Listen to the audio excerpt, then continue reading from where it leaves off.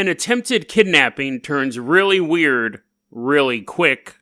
And then we take a look at the story of Sam, a clown who was in town for just one day. But where he came from was far away from any big top on Earth. Today on Dead Rabbit Radio.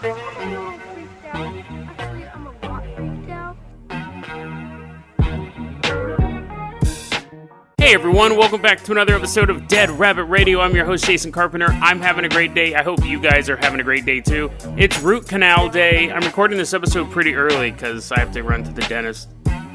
But anyways, you can tell how excited I am about that. Let's go ahead and move on to a happier topic, and that is our Patreon, our newest Patreon supporters. We have Dalton Ogden. We have Carson Wright, a good friend of mine, actually. I know him in real life. It's weird when somebody you know is like, here's $5 a month. When before, if I'd been like, hey, Carson, can I borrow $5? I want to go buy some gum. He'd be like, get a job, hippie. But now he can pay me $5 a month for doing the show. Actually, no, he's a really good guy. He would have given me some gum. And I'm going to apologize right now because this is one of the names I have a really hard time pronouncing. One of the names. There's so many names I have a hard time pronouncing. I'm going to say it very slowly here. Jeremy Davis. I had a friend named... It's Jeremy, right? I had a friend for years. I kept calling him... Really good guy. I really miss him. I haven't seen him in years, but I thought it was pronounced Jeremy. I thought that's how you said it, was Jeremy. Hey, Jeremy. And I'm 25 at this point. I wasn't 7. And finally, he pulls me aside one day and he goes, dude, that's not how you pronounce my name. That's how people used to make fun of me in school. I was like, what? I thought that's how you said. I thought your name was Jeremy. And he's like, shh, quit saying it. You've been saying it all this time. My name's not Jeremy. It's Jeremy. But then I've met people who said, oh, no, my name's Jeremy. So I don't even know anymore. But either way, Jeremy Davis, thank you so much for the support of the show. Same thing with you, Dalton Ogden and Carson Wright. Sorry, Dalton, I don't have a funny story about your name. It's a very cool name, though. It reminds me of Timothy Dalton, because I'm an old man, and I know who Timothy Dalton is. Let's go ahead and get started with the story here.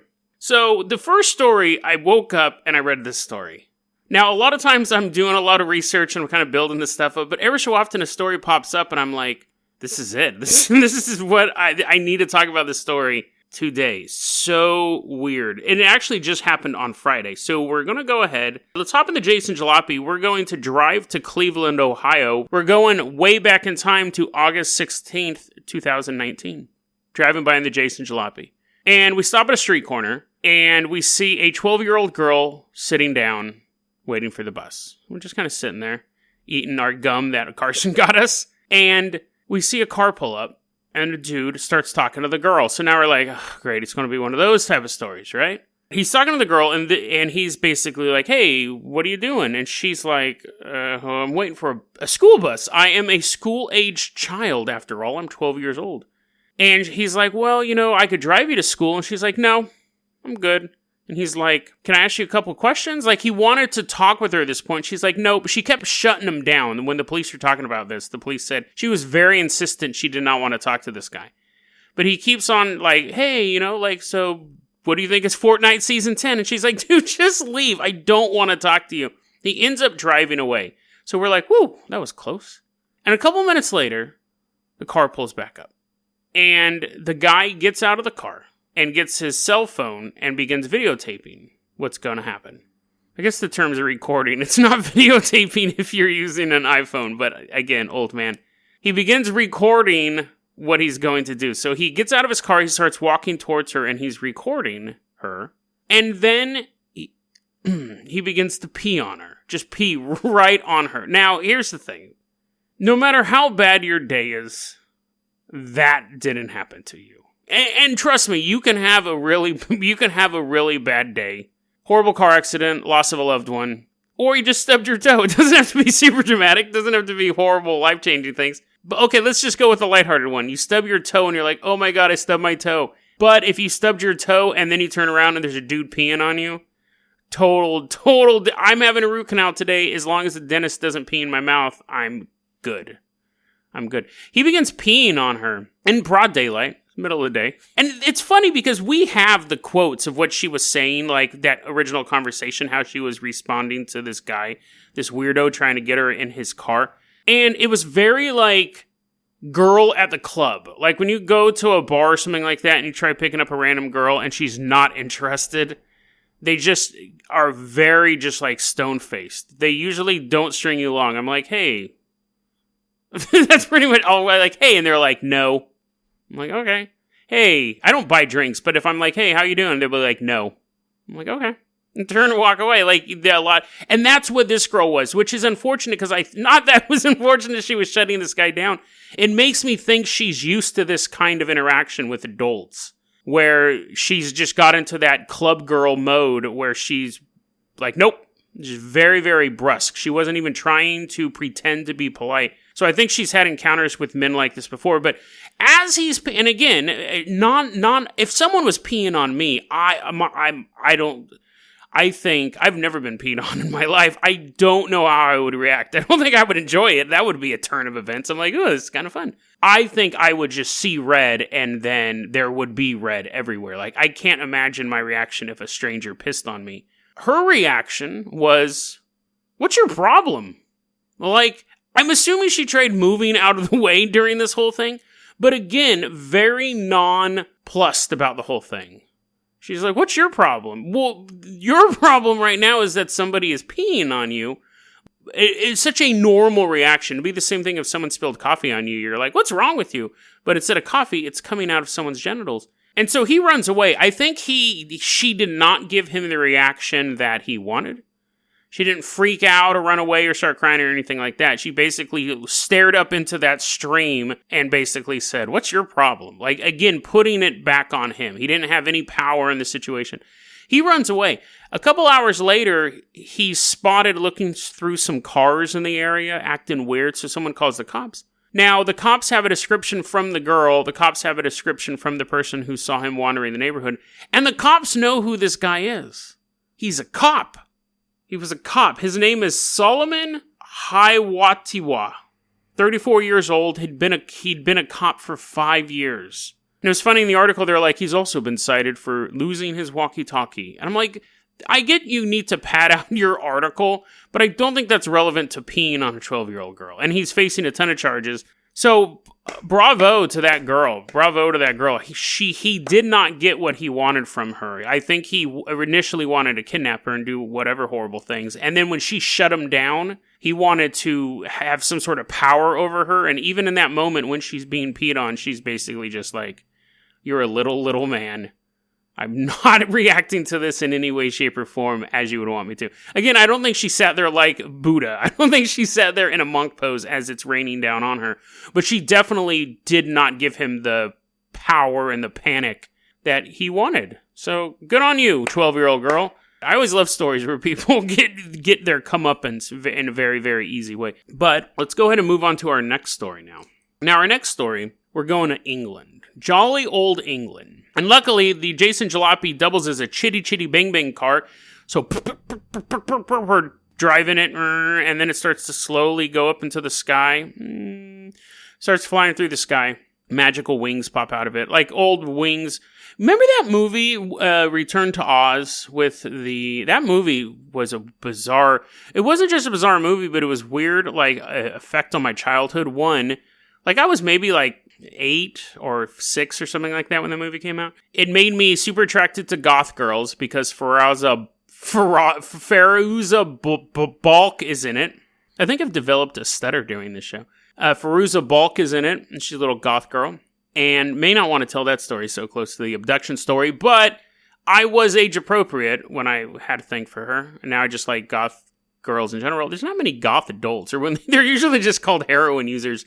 But the reason why I'm getting at that was that the whole movie totally tripped me out. But I remember that scene where they took a couch and if you've never seen the movie, you have no idea what I'm talking about. I recommend it. Return to Oz. You take a couch and you put a moose head on one end of it and put some feathers in the side of it. And then they threw some juice on it and it came to life and they flew away. That is what I'm trying to say is that is the aerodynamic ability of the Jason Jalopy. It took way too long to build that visual, but I'll save it. Dead Rabbit recommends Return to Oz. Okay, so it's a totally scary movie. Dorothy gets electroshock treatment at the beginning of the movie. That's how dark that movie is. But anyways, Where was it going? Oh, yeah, we're flying the Jason Jalopy. But we do land in England. And we land in the year 1973. It's May. It's a beautiful May afternoon. And two little friends, they're both 7 years old, are out on a magical adventure, walking around a golf course. Specifically, we're at Lake Common, which is in Sandown, which is on the Isle of Wight. And on that location, at Lake Common, there's the Shanklin and Sandown Golf Club. Now, we got these two little kids. Now, we don't have names, so we're going to call them... You know what, dude? We are going to call them Dalton and Jeremy, because they were Patreon subscribers this episode. Sorry, Carson. You're a ghost floating around, but I don't mention you again. So Jeremy is the girl. This is going real off the rails. Anyways, Jeremy and Dalton, you can assign which gender you want to be. There's a boy and a girl walking through this golf club. Yeah, walking through this golf club. Now, again, we don't know their real names. We don't know their real names. Okay, so I'll just refer to them as boy and girl. I think that'll be far easier than calling... Okay, anyways, boy and girl are walking through the golf club. Golf course! They're walking through the golf course, okay? And the golf course butts up against an old, semi-abandoned airfield, which is ridiculous because you either want to land your plane at a functional airfield or not at all. Like, I can understand if it was an emergency airfield, but it was described as a oft-abandoned airfield, which, again, there's just like bales of hay in the middle of it. Planes are crashing. So, anyways, let's get this back on track. They are at the golf course against the airport. Now, they're walking across this foot. They're just having fun. Just two little kids having fun walking around. Jeremy and Dalton on an adventure. So they're crossing this wooden footbridge, right? And it's over this creek. And they're like, dun, dun, dun, dun, dun, walking through. And they're walking through, and then they hear a...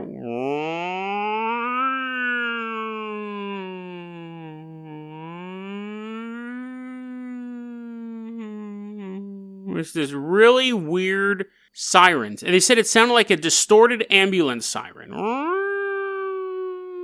It sounded more like a cat. Now they're looking around. They're like, can we pet it? But they can't figure out what the sound is, but it does kind of stop them in their tracks.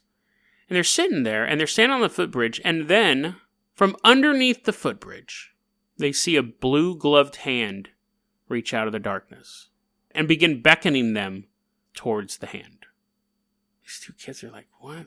Are we seeing this correctly? Because not only are they seeing a blue-gloved hand kind of saying, come here, come here. The hand seems to have a wooden slat that pops out of a sleeve going into the glove of the hand. And the hand only has 3 fingers. But it's still kind of beckoning them closer. And they just stand there motionless. And then the owner of the hand appears. They see a near 7-foot tall person step out from underneath the bridge. Long, lanky limbs. A perfectly round head that's too large for its skinny frame. And then the descriptions get really weird. They see its face. It has a hat, like a pointed hat with a little ball on top. That's not the face, that's the hat. But I'm describing that first. Now we're going down to the face. The face looked like someone was wearing a mask. It had triangle eyes, a little brown nose, and a mouth. But you could see into those darkness. So it wasn't just like it was necessarily having makeup. It wasn't just like someone had makeup on. It was like someone had put on a helmet that had these markings on it, and you couldn't see through it. But underneath the hat, they could see hair. So hair was coming out of this supposed mask. Imagine someone putting on a scuba diver mask, because the head's completely round. So it wasn't just covering the face. Imagine someone putting on a scuba diving mask, so it's completely round over their head. But then there's hair coming out of the top, the scuba diving helmet. The hair is actually part of the scuba diving helmet. It has this little hat on. You just see a little bit of hair sticking out here, and there is like a reddish hair. And it had like little circles for cheeks, you know. It was basically like if a kid drew a picture of a clown, that's what this dude's face looked like. And it had wooden antennas sticking out of both sides of the head. So you had the cap on and then the wooden antennas sticking out of it. And its feet also had 3 toes. The hands didn't have 3 toes. It had 3 digits, and they could see a piece of wood coming out of each leg going towards the ground. So it almost like it had stilts in its sleeves and its legs. Now you're thinking, okay, so this guy's supposedly close to 7 feet tall. It's probably a normal-sized human wearing some sort of stilts and something to make its arms look longer. We're going to get into some of the theories of what this thing is in a bit. But whatever it was, this clown, how it's often described, this clown looks up at the kids. The kids are looking down at the clown, and then the clown, in quite a clownish fashion, drops his book. He had some sort of book in his hands, drops it into the water, and then begins fumbling around for it. Yuck, yuck, yuck, oh no, my books. I mean, just in a ridiculous fashion. The kids are like, if this is an alien encounter, we've encountered one of the lame ones. The clown's fishing around for the book, finally gets it out, and then turns and begins moving from the kids. Now, this is something we've talked about in a previous episode. It was the one about the UFO encounter in Finland where the lumberjack chased the alien with a chainsaw. Just like that story, this clown, as it moved, it was taking these long, slow leaps like an astronaut does on the moon. So some sort of gravitational difference between where it's used to going and where we are here now on Earth. And it eventually just kind of bounces away and the kids are following it at this point because they're idiots and they want to know what this thing is. And it disappears. They can't find it. And they're like, well, that's enough for that adventure, I guess, is what they both say because they've just lost track of them. And then they hear the siren sound again, but much, much louder to the point that it freaks the boy out and he takes off. And the girl is scared too and she starts to move away. But then she sees the clown show back up, pop up from behind some bushes, and he's holding a microphone attached to a speaker. So like a little portable karaoke machine. And he puts the microphone to his mouth and he goes, "Are you still here?" And she said it sounded like someone was talking through a mask. Like she could understand what it was saying, but it sounded like it sounded like someone talking through a Halloween mask. And so she pauses when she hears that. And the clown looks at her. The boy totally kicked bricks out of here, but he's watching it from a distance. So the clown slowly lumbers up to the little girl, has his book still, he opens it up, and he writes in the book, and he shows it to her. And in the pages, what he had written was, "Hello, and I am all colors, Sam." So at this point, the boy's like, well, my friend's not getting devoured by this creature, not getting pissed on either. So he comes back, and now they're both standing next to this clown, and they begin asking him questions. The first question, the most obvious question the little girl asks is, "Are you human?" And Sam goes, "No." Two kids look at each other, they're like, this is getting really weird really quick. Next question the girl asks is, the best follow-up question really is, second best maybe, "Are you a ghost?" Now, it's funny because I think when people hear this story, when I hear this story, I immediately assumed alien. But to a 7-year-old kid in 1973, that may not be the first question you ask. I think ghost would be something more that little kids would be knowledgeable about. Like, if you're not human and you're weird, you must be a ghost. Anyway, she goes, "Are you a ghost?" And he answered, "Well, not really. But I am in an odd sort of way." And then she goes, the most general question you can ask, "What are you then?" And Sam looks down at the girl and says, "You know."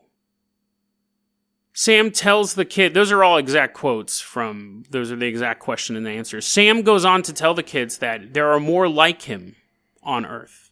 And that he's afraid of humans. He's afraid that they are going to hurt him. But no matter what happens, he will never hurt a human. Kids are like, heard that one before. Do not believe you. No, the kids actually do believe him. They're like, "Oh, yay, Mr. Sam says he's not going to hurt us." Then Sam goes, Do you want to see where I live? I didn't plan it this way. Both of these stories involve children and adults and or tall people. I didn't even plan it. The peeing story just popped up this morning. But Sam goes, you want to go see my house? Now, these kids go, yes, let us go see your house, Sam. So he takes them off to where there's this part of this field, and there is a shed. It's described as like a shed or a hut type of thing, but basically it is a 2-story domicile, and the opening is like a flap. So they all go into this house, and it's described as having the 2 stories, and they can see both of them, so I think there's a loft. They said on the bottom floor, there's a bunch of like rough-made wooden furniture, like a wall that had some dials on it, and a heater, like a portable heater. So basically a hobo's hovel, a drifter's domain. This is not a high-tech spaceship. And when I'm reading this story, and when you're listening to this story, you're probably like, oh, great. Where is this story going? Is it a weirdo in a mask? Is it an alien? Is it a ghost? We will continue. So they all go into his house. And he says, oh, it's so funny because he realizes that this was in the story that he realizes the kids are not impressed by his house. So he said, oh, this is just a temporary house. I have a way bigger one.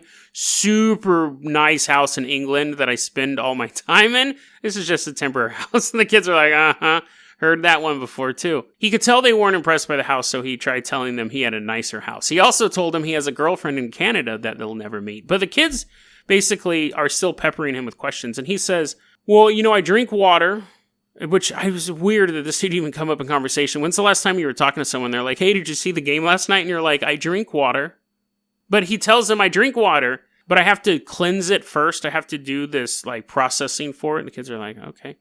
And he goes, I also eat berries. That's why I was down there. I was picking berries. And the kids are like, now it's weird because his mouth has not been moving this whole time. Like it looks like he's wearing a mask. You know what? I'm going to eat a berry right now. Now, what do you think the next course of action is going to be? This is where I was thinking, okay, there's 2 ways you can eat a berry. You can eat a berry in a way that exposes you as a hobo drifter, or you can do what's coming up.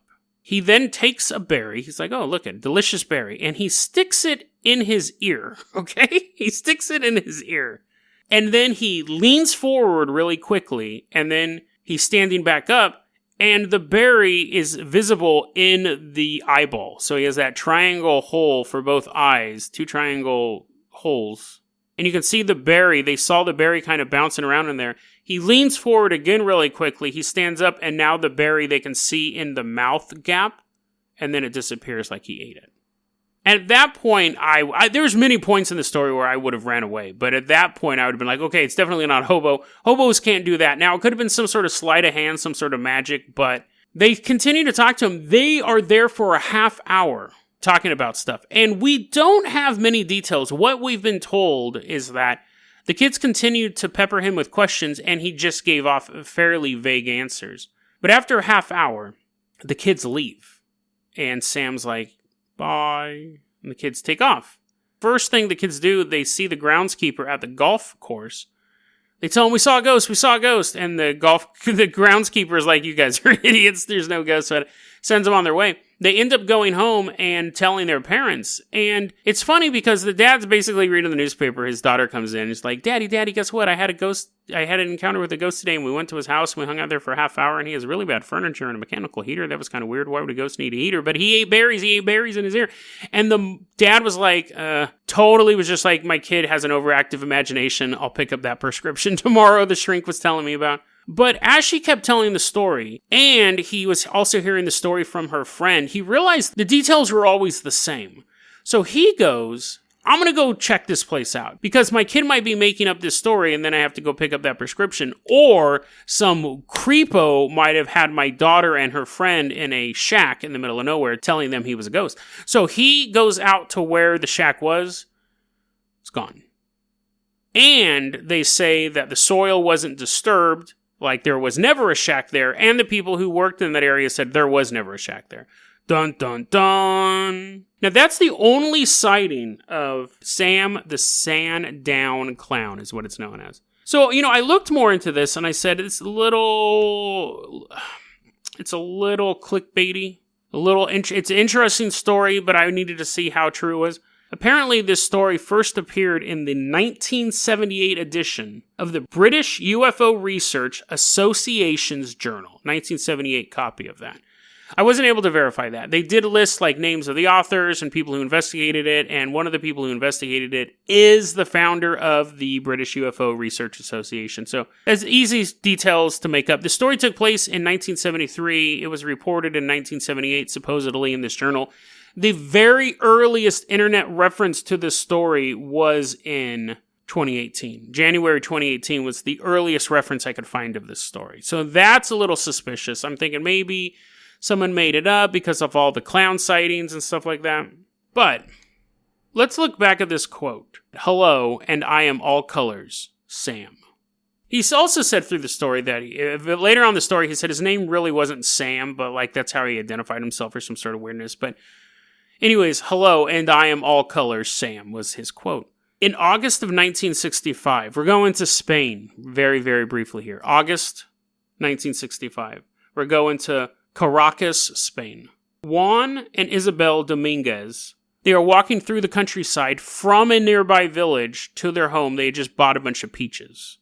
Taking them home. Going to have peach pie and peach cobbler and peach a la mode, which is just a peach. You're just going to eat it. Or does that mean with ice cream? Doesn't matter. It doesn't. Yeah, no, it just means a peach. It doesn't matter, Jason. So, I'll have to look that up later. I'll Wikipedia it later. They're walking with their bushels of peaches, imagining all the great peach-flavored things they're about to have, peach schnapps.